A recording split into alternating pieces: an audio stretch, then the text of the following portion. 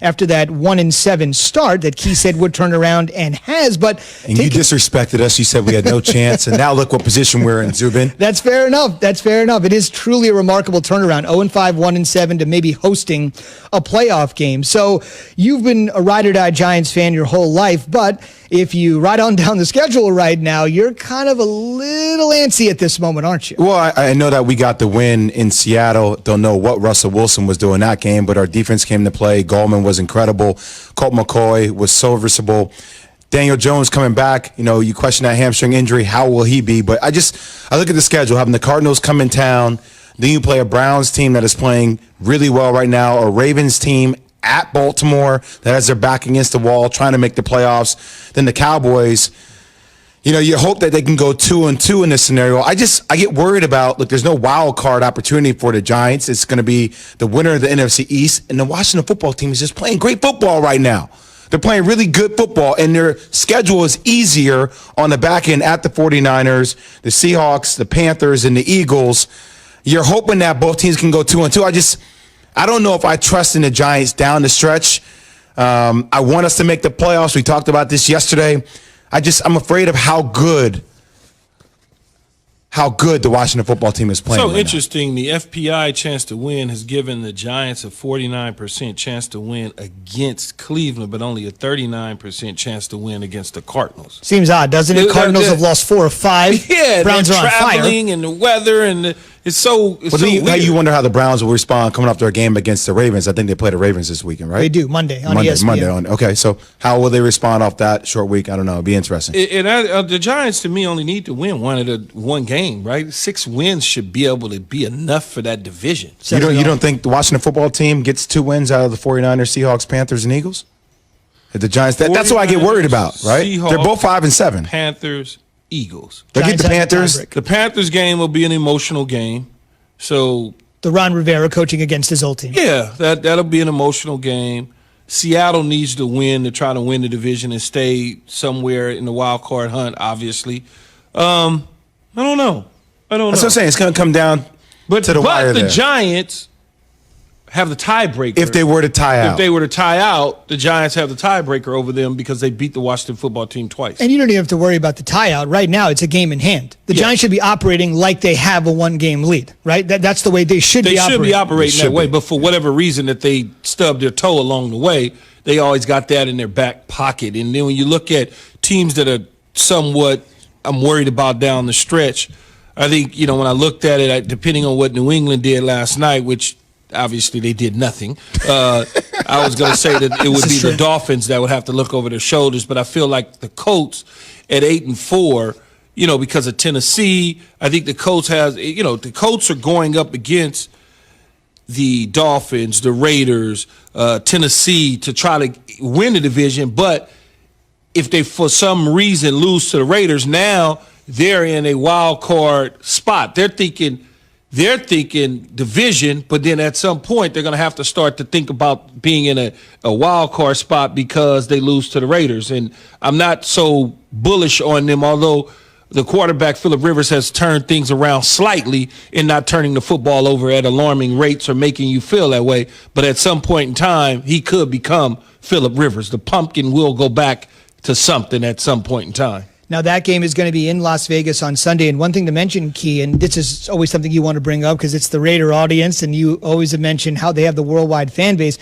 You mentioned the Colts, but this is a giant game for the Raiders because much like this Bucs-Vikings game, these two teams are right next to each other in the standings. It's a little bit different here. The Colts are hanging on to that 7th playoff spot, that 7th and final playoff spot in the AFC. This year we're going 7 in each conference, and the Raiders are right behind them in the 8th spot at 7-5. So this is a critical game for the Colts, as you mentioned, whether they're division dreaming with Tennessee or just trying to hang on, but this is a big game for John Gruden, too. Huge game. Should have lost 3 in a row. It is. Yeah. They took care of business last year against the Colts in Indianapolis, and that was kind of like a turning point for them, and then they went back to being the Raiders, right? I mean, and so when you look at it, the Raiders are not catching Kansas City within the division. They're not going to catch them. So their only hope to make it the playoffs is a wild card, where Indianapolis can still win the division if something were to go south with Tennessee. I trust the Colts defense, and the Raiders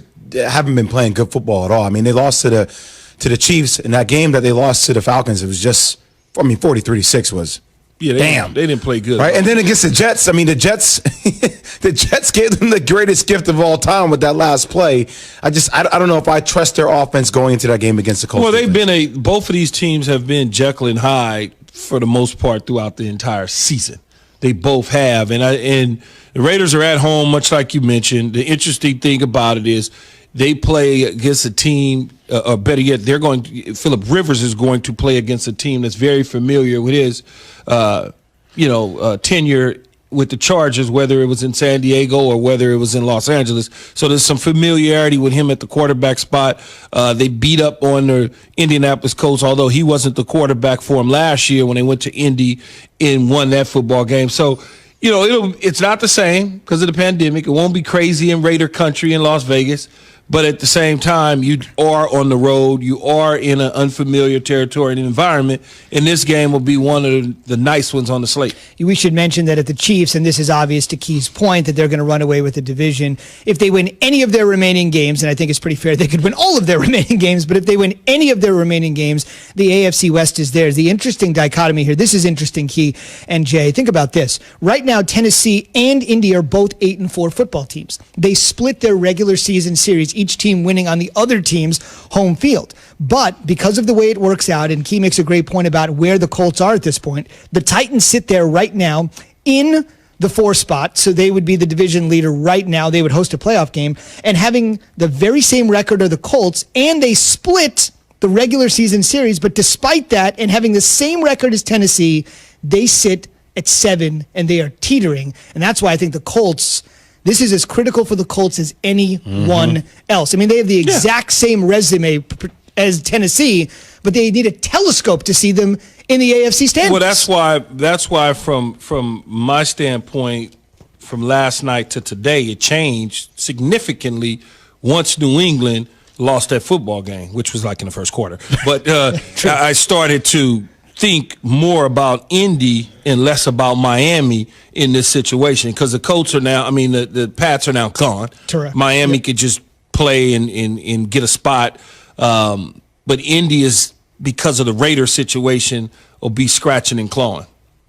Let's talk a little bit more about that other game in the NFC that has sort of that Raider Colt appeal, and that is the Bucs and the Vikings. This is a critical game, obviously, for Tom Brady. It's a critical game for Minnesota. There's been so much discussed from Tom Brady's side, but again, when you look at the Kirk Cousins money and you look at the expectations and you look at their coming off their first playoff win of the Cousins era, it would be such a downer. I mean, Minnesota fans, I guess, are used to it. We signed this guy. He was the best free agent quarterback in that year's class. We try to do what we can. We're not making the playoffs. We're getting there.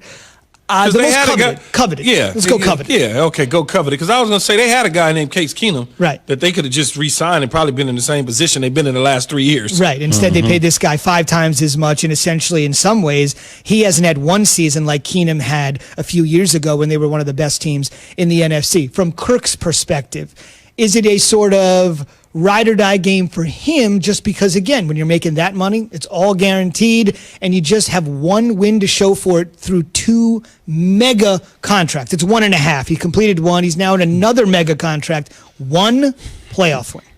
Every single game is that way for him, though, right? I mean, it feels like it, doesn't it? Yeah. It is. I mean, he went through the streak of not being able to win on prime time games, which are, Thursday night, Sunday night, Monday night type games. He's struggled doing that. He finally got like one of those underneath his belt. And so when you look at it, I understand the money that they paid him, that starting quarterback money in the National Football League, and some would argue elite starting quarterback money in the National Football League, and he's yet to do the elite side of things. I picked them to win the division because I thought some of the moves that they made in the draft as well as in the offseason, it would certainly push them over the top for the lack of moves that the Green Bay Packers made or even Chicago Bears for that matter. But it hasn't – they've been a team that has started late. They got off to a late start, And they've kind of turned things around with Dalvin Cook and Justin Jefferson, a rookie out of LSU, and Thielen and Rudolph are there doing some things on the offensive side of the ball. The play action pass game, Gary Kubiak is starting to get a feel for it. It'll be interesting to see if they could score some points, run the football on a Buccaneers defense that has been struggling. That's the important part about what they need to do to be able to have Kirk Cousins have a successful game pushing the ball down the field. I also think getting out to an early lead, forcing Tampa Bay to throw the ball a ton, is obviously what's been leading to the demise of the Bucs. No doubt. They have gone from 1-5. Key said the slow start from 1-5 to 6-6. So for all the criticism that Cousins gets, that certainly is in his corner. And you're right, they snapped that Monday night streak. Kirk had never went under the lights on a Monday night, but they faced the Bears and he got that one off his back. Sunday night football is going to be huge this